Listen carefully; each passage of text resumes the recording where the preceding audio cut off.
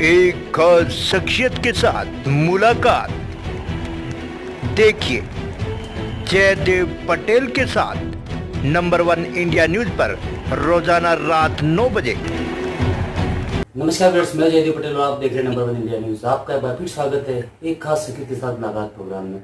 आज हम बात करेंगे अहमदाबाद में एयर इंडिया प्लेन की जो दुर्घटना हुई आज, और लगभग सारे लोगों की जान खतरे में बताई जा रही है। आखिर इसके पीछे क्या कुछ वजह है, इन्हीं तामझाम बात के लिए हमारे साथ खास सामान है भारतीय वायुसेना के पूर्व विंग कमांडर अनुमाचार्य। अनुमाचार्य जी, आपका बहुत बहुत स्वागत है आज हमारे प्रोग्राम में। धन्यवाद जी अनुमाचार्य जी, आपसे मेरा पहला सवाल है कि अहमदाबाद में हुए भीषण विमान हादसे पर आपकी पहली प्रतिक्रिया, आप इसको कैसे देखते हैं? ये मुझे लगता है कि पिछले एक दशक में सबसे बड़ा हादसा है और भारत के बहुत से भारतीयों की इसमें मृत्यु हो गई है। ऐसा सुना गया है कि 2 यात्री इसमें से बच निकले हैं, तो ईश्वर ने उनका बहुत साथ दिया, लेकिन बहुत से परिवारों को बहुत पीड़ा हुई है और उनके अपने लोग अब हमेशा के लिए ना लौटने वाली दुनिया में जा चुके हैं। बहुत दुर्भाग्यपूर्ण दुर्घटना है। अनुमाचार्य जी, अगर हम बात करते हैं तो टेक्निकल तरीके से, तो इसके पीछे क्या कुछ रीजंस आप देखती हैं इस प्रकार के बड़े दुर्घटनाग्रस्त विमान जो हुआ है इसको लेकर? देखिए, आपने और हमने वो एक वीडियो देखा है जिसमें विमान का आखिरी के कुछ क्षण हमने देखे हैं। वो उड़ता हुआ जाता है और बहुत जल्दी जाके क्रैश हो जाता है। तो दरअसल जहाज जो था वो केवल लगभग 3 किलोमीटर जा पाया था, 1.6 नॉटिकल माइल्स। अब इसमें एक चीज हो सकती है कि पहले के जमाने में एयरपोर्ट शहर के बाहर होते थे, अगर आपको भी याद हो तो एयरपोर्ट बहुत दूर हुआ करते थे। अब धीरे धीरे या तो नगर पालिका, नगर निगम, ये सब एयरपोर्ट के आसपास रिहायशी बस्तियां बनाने लगी हैं। उससे होता यह है कि जहां लोग रहते हैं तो वहां कचरा, खाने का सामान, ये सब बाहर पड़ा रहता है और पक्षी इसकी तरफ आकर्षित होते हैं। तो ये जो पक्षी होते हैं, अगर जहाज के टेक ऑफ करते समय ये उसके इंजन के तरफ खींचकर चले जाएं, अंदर चले जाएं, तो एक फॉरेन ऑब्जेक्ट यानी कि इस तरह की चीज के अंदर जाने से इंजन फेल हो सकता है, वो अपना थ्रस्ट खत्म कर सकता है और नीचे गिर सकता है। तो एक कारण तो मैं ये मानती हूँ कि बर्ड हिट एक कारण हो सकता है, पक्षियों का अंदर सक इन करके चले जाना।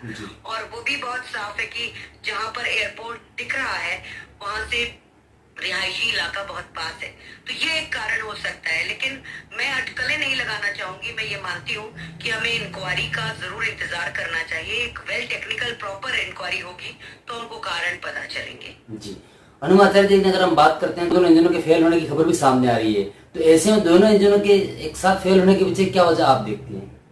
मैंने उसी का कारण आपको पहले बताया था कि अगर पक्षी इंजन के अंदर खींच कर चले जाते हैं तो इंजन के अंदर वो मतलब इंजन फेल हो सकता है उनके अंदर जाने से। एक चीज और हमने उस जहाज में देखी थी कि उस जहाज के जो फ्लैप होते हैं, पंख, वो हमें ऊपर की तरफ थोड़े दिख रहे थे और उसका जो व्हील होता है जिसको आप उसको लैंडिंग गियर समझ लीजिए या हम उसे मतलब अंडर कैरियज भी कहते हैं। जो जहाज जब लैंड करता है तो नीचे की तरफ डाला जाता है और जब टेक ऑफ करता है तो उसे ऊपर चले जाना चाहिए। तो ये जनरली 300-400 फीट की ऊंचाई जैसे ही जहाज लेता है तो अंडर कैरियज को अंदर जाना चाहिए। इस जहाज में वो खुला हुआ दिख रहा है और जो फ्लैप है वो ऊपर दिख रहे हैं। अब फ्लैप ऊपर दिखने से शुरू में क्या होता है कि जैसे ही फ्लैप ऊपर जाते हैं तो गुरुत्वाकर्षण के कारण पहले जहाज थोड़ी सी हाइट लूज करता है, उसके बाद फिर वो लिफ्ट करता है। तो इसमें ऐसा दिख रहा है। अब इस पे भी ये भी एक कारण हो सकता है, लेकिन मैं एक तकनीकी विशेषज्ञ नहीं हूँ तो संभावित कारण देखती हूँ और मैं समझती हूँ इससे ज्यादा कुछ बताने का अब है भी नहीं। जी अनुमाचार्य जी, आपसे मेरा आखिरी सवाल है कि इस तरीके के भीषण विमान हादसे को लेकर के आखिर किसी न किसी की जिम्मेदारी तय होनी चाहिए। ऐसे में इसको लेकर किसकी जिम्मेदारी तय हो, ऐसा आपको लगता है?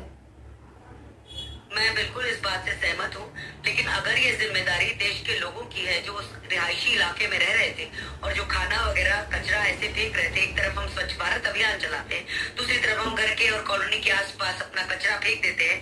हम अपने घर में कचरा नहीं रखते, बाहर डाल देते हैं, जिसके कारण चिड़िए, बर्ड्स जो होती है वो आकर्षित होती है। तो अगर ये बर्ड हिट का कारण है तो लोगों की भी जिम्मेदारी बनती है कि आपने अपने ही परिवार के लोगों की मृत्यु का आपने कारण इस तरह से बनाया। आपको अनभिज्ञता रही होगी, लेकिन लापरवाही नहीं होना चाहिए। और अगर इसका वो कोई टेक्निकल कारण है, जैसा कि मैंने बाद में बताया कि फ्लैप ऊपर दिख रहे हैं, अंडर कैरियज नीचे दिख रहा है, इसका इसका भी अगर कोई कारण है तो मैं इस पर कोई अलग से टिप्पणी नहीं करना चाहूंगी। मैं समझती हूँ कि मैं तो इंक्वायरी का इंतजार करूंगी। मैं उन सभी लोगों को बहुत बहुत श्रद्धांजलि देती हूँ जो इस हादसे के शिकार बने और उन परिवारों के साथ मेरी संवेदनाएं प्रेषित करती हूँ जिनके अपने लोग इस हादसे में खो दिए गए। अनुमाचार्य, आपने हमारे लिए समय निकाला, उसके लिए आपका बहुत बहुत धन्यवाद।